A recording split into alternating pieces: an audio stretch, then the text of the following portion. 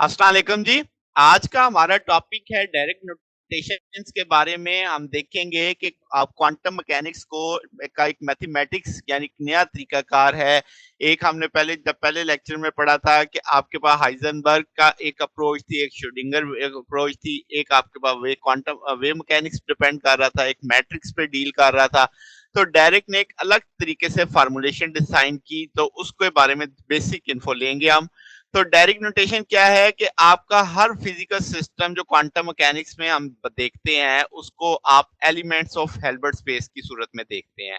ठीक है, ये इन एलिमेंट्स को हम स्टेट वेक्टर के तौर पे मानते हैं। कोई भी वेक्टर जो होगा जब हम देखेंगे वो अपने कंपोनेंट से मिलके बनेगा उस कोऑर्डिनेट सिस्टम में। जैसे कार्टेशियन कोऑर्डिनेट सिस्टम में ए बराबर होता है ए एक्स आई प्लस ए वाई जे प्लस ए जेड के। तो इस वेक्टर को किसी भी कोऑर्डिनेट सिस्टम में आप बता सकते हैं, जाहिर कर सकते हैं।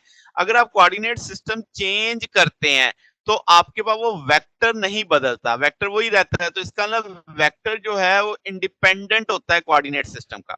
बिल्कुल इसी सोच पे जो क्वांटम मैकेनिक्स में स्टेट वेक्टर है वो इंडिपेंडेंट है किसके बेसिस के, जो आपके पास इस्तेमाल की जाती है स्टेट वेक्टर को कंपोनेंट्स में एक्सपैंड करने के लिए। ठीक है, उस पर डिपेंड नहीं करेगा। अब जब हम डायरेक्ट नोटेशन की बात करते हैं तो पॉल डायरेक्ट 1902 से 1984 में उन्होंने बेसिकली एक इंट्रोड्यूस किया कि कैट वेक्टर की एक फिनोमेना दिया जो बुनियादी तौर पे स्टेट ऑफ द सिस्टम को तमाम पॉसिबल ओरिएंटेशन में जाहिर करता है। एक ऐसा कैट वेक्टर डिजाइन किया गया। अब जो स्टेट वेक्टर है मिसाल के तौर पे साई, हम उसे डायरेक्ट नोटेशन में कैसे देंगे, कैट वेक्टर बोलेंगे, इस तरह की एक सिंबल डाल देंगे। और अगर हम इसका कॉम्प्लेक्स कॉन्जुगेट लेते हैं साई के स्टेरिक, तो आप इसे ब्रा वेक्टर बोलेंगे और इसे अब आपने एक तरह से मिरर बना दिया, उल्टा दिया है उसका। ठीक है, कैट वेक्टर ब्रा एक दूसरे के यानी इमेज के लिए जो सिंबल के लिहाज से एक दूसरे के मिरर के तौर पे आप देख रहे हैं। फिर डायरेक्ट ने कहा कि जो स्केलर प्रोडक्ट है तो उसके लिए उसने जो सिंबल यूज किया आप देख सकते हैं, दोनों का एक तरह से मजमुआ आ गया ये सिंबल इस तरीके से, इससे हम ब्राकेट बोलेंगे। अगर आपको याद हो कि ये आपके पास स्केलर प्रोडक्ट था जिसको हमने इंटीग्रल में फॉर्म में देखा था, स्केलेबल इंटीग्रल में, तो आपके पास इसमें साई व फाई को हम इस तरीके से कैट ब्रा में जाहिर कर देंगे। तो आप इसको इक्विवेलेंट मान रहे हैं कि ये इस चीज के इक्विवेलेंट है। अब खास-खास बातें क्या है कि जब आप 2 कैट्स को ऐड करोगे रिजल्टेंट भी कैट होगा। जब आप कैट को किसी कॉम्प्लेक्स नंबर से ऐड मल्टीप्लाई करोगे तो रिजल्टेंट फिर कैट आएगा। अगर ब्रा को करोगे तो रिजल्ट ब्रा होगा।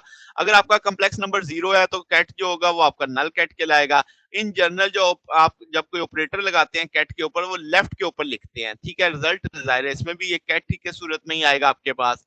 फिर कुछ खास-खास खूबियां आप देखें कि हर कैट के लिए एक ब्रा होता है। अगर आप कॉम्प्लेक्स कॉन्जुगेट लेते हैं कैट का तो वो एक ब्रा प्रोड्यूस करेगा अपने उसी कॉरस्पॉन्डिंग कैट के मुताबिक। जैसे आप यहाँ पे देख सकते हैं कि आपने एक कैट का कॉन्जुगेट उठाया तो वो ब्रा के रिजल्ट में आया। अब आप देखो एक सी आपने कैट के ऊपर स्टेरिक डाला है तो सी स्टेरिक और ब्रा आ गया। सी स्टेरिक यहाँ पे कॉम्प्लेक्स नंबर को जाहिर कर रहा है। अब जनाब ऑर्डर इसमें बड़ी अहमियत का हामिल है। अगर आप ऑर्डर तब्दील करेंगे तो कॉन्जुगेट आ जाएगा, यानी कॉम्प्लेक्स कॉन्जुगेट आपके पास रिजल्ट आ जाएगा। फिर आप जैसे नतीजे नीचे में देख सकते हैं इंटीग्रल में कि आपके पास सेम वही बात यहाँ पे भी दोहराई जा रही है। फिर नॉर्मलाइजेशन है कि अगर आप सेम उठाते हो कैट लेते हो ब्रा तो आपके पास जवाब 1 आ जाता है, तो हम कहेंगे ये नॉर्मलाइजेशन की कंडीशन है। ऑर्थोगोनल स्टेट्स क्या है कि 2 कैट है आपके पास साई और फाई आपके पास, अगर आप ऑर्थोगोनल है तो इनके जो कैट ब्रा है वो 0 आएगा। अगर ऑर्थोनॉर्मल देखेंगे तो डिफरेंट का 0 आएगा, सिमिलर का 1 आएगा। तो ऐसी स्टेट्स को हम क्या बोलेंगे, ऑर्थोनॉर्मल बोलेंगे।